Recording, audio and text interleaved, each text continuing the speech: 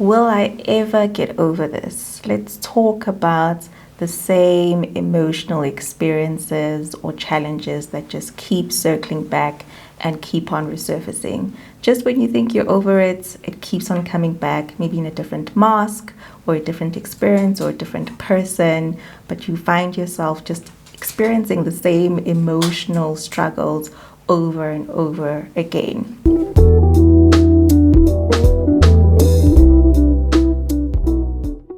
Maybe it's rejection, maybe it's feeling abandoned, maybe you feel like you're not good enough, or maybe you tell yourself, I won't overthink, and then you find yourself overthinking, or you tell yourself, I won't text them back, and then you do, I won't go back to that relationship, and then you do, or I don't want to react in this way anymore. And oftentimes you just find yourself going back to those same patterns. And maybe you've asked yourself, or you've said to yourself, I thought I dealt with this already. Or even more painfully, you keep on saying, why does this still affect me? If you've asked those questions, then this is the video for you. Before we go any further, I want you to try something with me. I want you to draw a 6 in the air with your hand, right? So you're drawing a 6 in the air with your hand. And then I want you to draw, at the same time, I want you to draw a 9 with your foot. So you're drawing a 6 with your hand, and at the same time, I want you to draw a 9 with your foot. Notice what happens.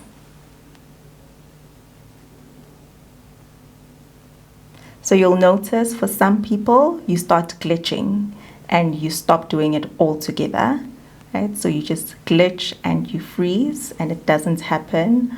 Or you find that your brain overrides my instruction and starts moving in the same direction. So you're drawing a 6 with both your hand and your foot. Right? This is called the efficiency principle. This is a neuroscience principle that explains that our brain will always seek familiarity. Your brain will always seek the easiest way to do something and the way that has the least amount of barriers. And normally that means reverting to something that you've already done. And this efficiency principle also shows up in our emotional life. And in psychology, we call it the repetition compulsion. So this is your unconscious tendency to repeat unresolved emotional situations from the past. Now, Freud, who was the founding mind behind this principle called repetition compulsion, found something interesting when he was working with his patients. He found that with a lot of people, instead of simply remembering painful experiences, many patients seemed to recreate the same experiences in their present lives. So you find that these emotional patterns are repeated and people don't actually realize when they're doing this. That's why it's called unconscious. You won't notice that you're doing it at the time that you're doing it. And this isn't because we enjoy pain, but it's because there is something from our past that is unresolved and something that is unfinished that we're still trying to solve. And it might feel irrational if you think about it logically, but psychologically it makes sense. Sometimes it's easier to repeat because in that way you don't have to sit with what you remember. And for many of us, our system is trying to master something, right? That's the reason we repeat some of these experiences. It's because we're trying to master something from a time when we felt powerless or from a time when we felt overwhelmed. And how this shows up in real life, and I know we speak about this a lot, people who find themselves in relationships where they are with people who are constantly emotionally unavailable or distant, people who constantly feel like they will be rejected. So you go into a social space or a social situation and you just automatically always think that these people won't get me or these people will reject me. And because of that, you start to overanalyze everything. Or you are the overgiver in relationships and you're constantly prioritizing other people's needs and feelings above your own. And you find yourself repeating these patterns everywhere you go and having and experiencing the same emotional experiences, which then keeps you in this loop where it feels like you're never getting over your emotional difficulties and you're not really improving on anything. If you're enjoying this video, then it's probably because you're still trying to find the language for what's keeping you emotionally stuck.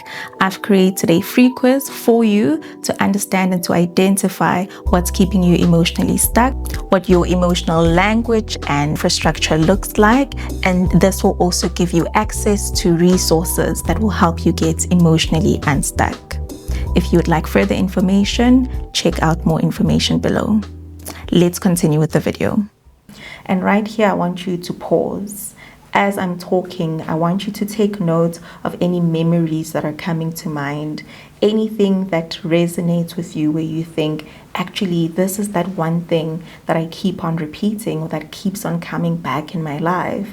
I keep on finding myself with people like this in relationships, or I constantly keep on feeling like I'm not good enough.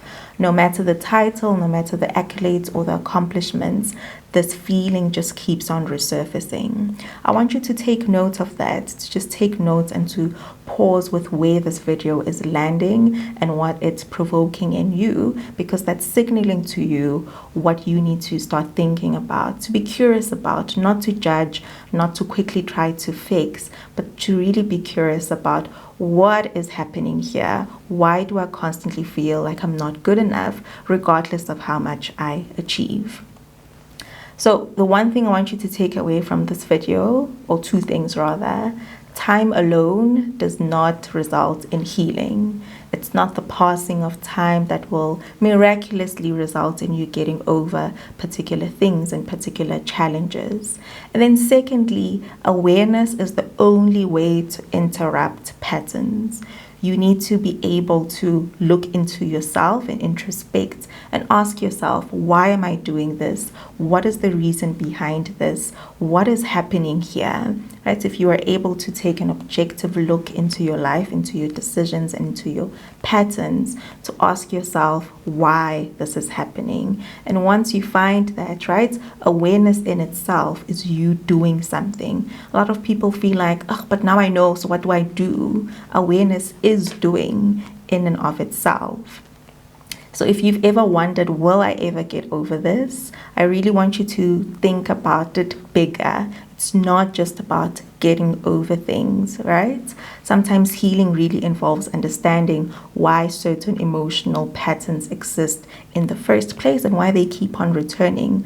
Why is it that no matter how far you go, no matter what you accomplish, no matter how many relationships you're in, you just find yourself constantly dealing and feeling the same way? Because when we understand the pattern, we gain the power to change it and to change our relationship to it as well. I hope this helps you to just really be kind to yourself as well. Sometimes we're very quick to just think, why is this happening to me? Why would this still affect me 3 years later? Right? I've met with people who have lost parents, who after 2 years are in therapy really beating themselves up because they think, well, after 2 years I shouldn't be grieving. And that's also partly because of messaging you receive from other people, right? It's like, oh, are you still talking about that relationship that ended? Ugh, are you still talking about this thing? I thought you were over it. But really, for some of us and for some people, you might find that you're still really working through something. And if you beat yourself up, right, you really need to be aware of that internal dialogue. When you are going through something, does your internal voice soothe you and comfort you in saying it's okay that you're going through this, you'll be okay? Or does your internal voice beat you up? Why would you feel like that? Get over it. You're overreacting. You're being too sensitive. You shouldn't be thinking like this, or you shouldn't be feeling like this.